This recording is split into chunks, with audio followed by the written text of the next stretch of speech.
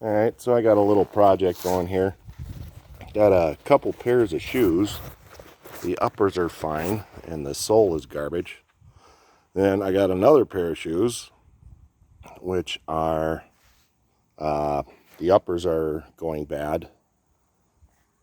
Let's take a peek at that. You know, leather's cracking right there. And the heel is all, inside heel cup is all screwed up. So, I'm going to take this nice New Balance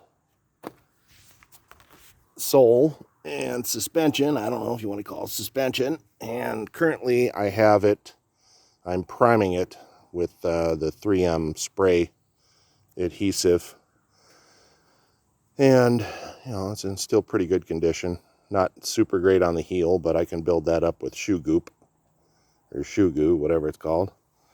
And after that, I'm going to attach it to this upper, these super cheap cross trainers.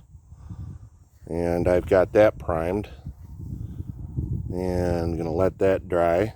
And I'm going to put another coat of the spray on 3M adhesive and see what happens.